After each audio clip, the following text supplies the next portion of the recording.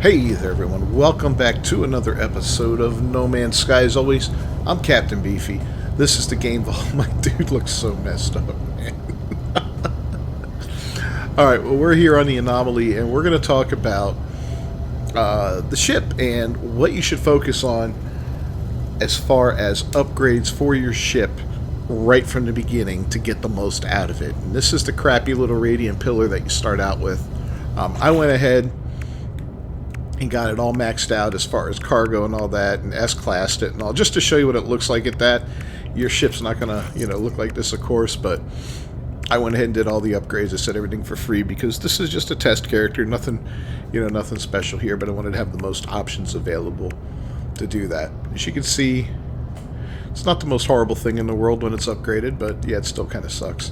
I do like the placement of these supercharged slots, though. That's going to come in handy later on. Alright, well, let's cue up the music and we'll get right to it.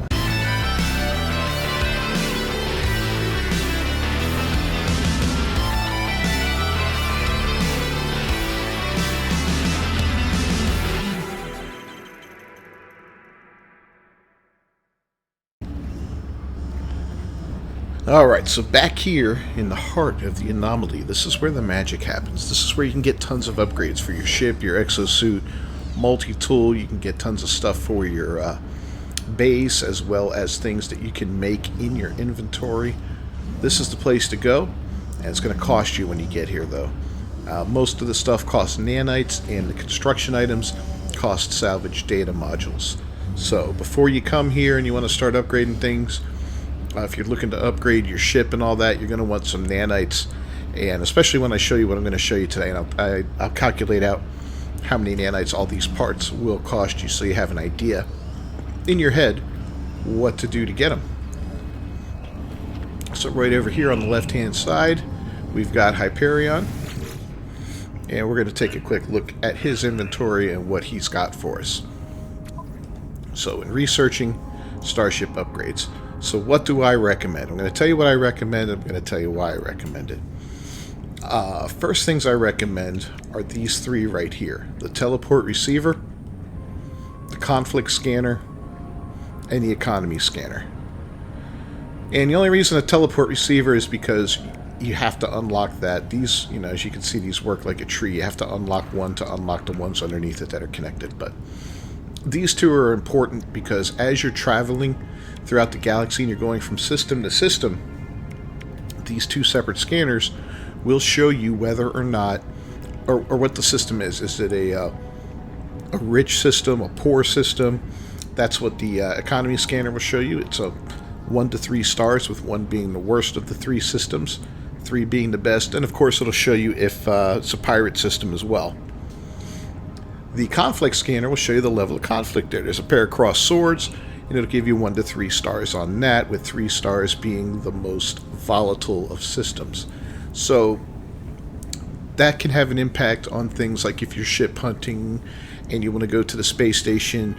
Highly volatile systems will have less traffic, whereas peaceful systems will have more, for the most part. It's a rule of thumb.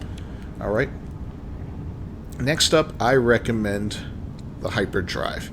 Now, you start with the regular one. That'll take you to any yellow star.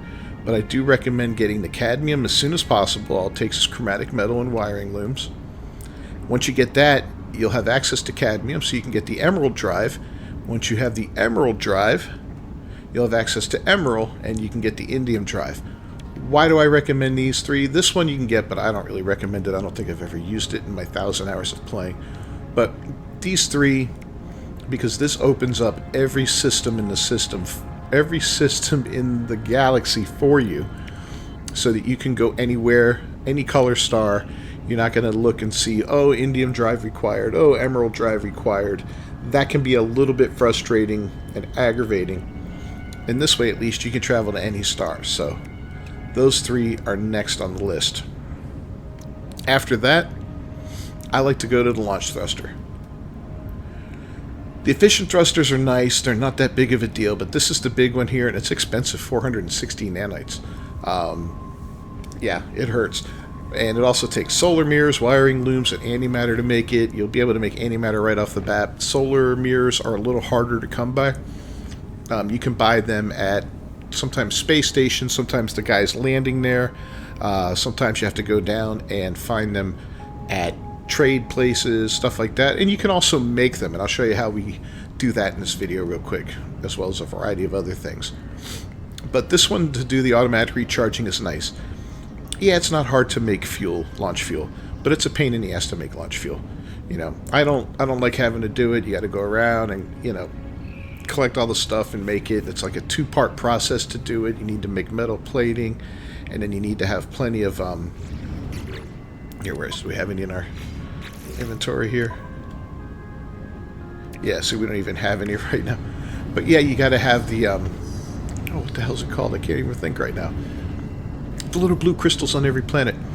So you need to have that to make those, and it can be kind of a pain in the butt to do that, especially early game when you don't have a lot of resources and you haven't done too much. So the sooner you can get that, the better. Highly, highly, highly recommend that. But again, the priority is this. Then I would say the warp drive. After that, I would go with these here. And then after that's done and you got all that, I say you go right for the infra knife, the accelerator, which is it's just an actual weapon on the ship, and the Q resonator for it, which makes the weapon a little stronger. This one has 2 shots, this one has 3 shots, 3 cannons. So it is by far the best weapon in the game. And we'll do videos on these other weapons just to show you the difference, but I've already done one on this, and you cut through enemy ships like absolute butter with it. But you don't start with it, you know, so highly, highly, highly recommend that. Even though you might not be getting in combat right away, you know, there is an argument for, you know, the instability drive and all that over here, which would add quite a bit more money for 812, you know, over 1,300, 1,400 roughly nanites to the whole thing. But what I've shown you so far, let me pull up my calculations here, 1,800 nanites. And that's for these 2, these 3, these 2, and these 2. 1,800 nanites. And nanites are, you know, a little challenging to come by in the beginning, but there's a lot of things you can do to get them right from the start, and it's not that bad, even if you're just buying one thing at a time. You know, I'd almost, if anything, I'd say this is the focus first, these 2. And then maybe you could skip these drives for a minute to get these 2, because this one's so expensive. Getting it off the list would be really nice. But maybe these 2, and you'll thank me for the auto charger later on. Oh my god, yeah, you'll thank me. It's nice to be able to get into your ship and not try to launch and go, oh crap, I'm out of power, you know. Especially when the ship is far away from you and you've like wandered off, doing some exploring and all that. Yeah. To be able to bring it to you is fantastic, because you can't fill it with fuel from far away, and you may be in a hairy situation where you want your ship to come to you so you can get off that planet. You don't want to walk for 15 minutes to get to it. So there's that. Now we saw some items in there like the solar mirror, for instance, that you'll need to build or buy. And this is where we find new products over here on the right hand side. And then when I say right hand side, I mean from looking back from where the Nexus is. So you see we have a variety of items that are already available to us to build, like the dihydrogen and ion battery. There's the Starship launch fuel. Dihydrogen, thank you. I was looking for that word. So you could build this one right off the bat. You know, and the solar mirror here requires gold, silver, and chromatic metal. So it costs 250 nanites. So if you wanted to add that to the list, you can, but you can buy these. I mean, you can find them. It might take a little bit, but you can definitely find them. So, but there's a variety of things you can build in there. And then there's all this other stuff here that we'll go through in another video. But yeah, that's pretty much it for your spaceship right off the bat. Once you get all that in place, you're going to be in good shape. You're going to want to avoid combat in the very, very beginning. But, you know, as you get a little stronger and a little more confident with yourself, you can look and say, all right, well, what's next, you know? Maybe get the ablative armor to give yourself a little bit more strength, and the shields. I mean, it's only 7%. These will definitely help you in combat, but like I said, it's 4, 8, 12. It's almost 1,500, you know. That's a lot. Yeah, that's a lot. So, you know, hold off on these, maybe buy one, then get the others later on if you want them. That's up to you. If you do use rockets, and yeah, I don't really use them, but you could spend 50 just to upgrade your rockets right off the bat and work on a photon cannon rocket launcher combo until you get the nanites for the infra knife. But I recommend that infra knife, man. Once you have that, you will not go back. And don't forget, too, once you get these items, to check your various space stations when you land there and look for upgrades for your ship.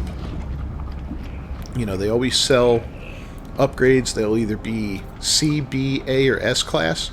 In pirate systems, they'll be X class, and you can upgrade your warp drive. You can upgrade your infra knife. You can upgrade your what do you call it here? The pulse engine. Even the launch thruster. You can upgrade all these things, and you know, in the long run, it'll be worth it. I don't recommend buying anything less than an S class or an X class right off the bat, even though they're more expensive, because they're so much better than a C, B, or A. You know, and it's not hard to get nanites, and we'll look at a couple ways to get nanites early on that doesn't require too much effort or work. You know, just some simple ways that you could build those up real quick. So we're going to go ahead and wrap up this video. If you found it useful at all, you know what to do. Thumbs up. Don't forget to subscribe to the channel. Ring that bell for notifications. Thanks for joining me. As always, I'm Captain Beefy. This is the Game Vault No Man's Sky video. I'll see you next time. Until then, peace.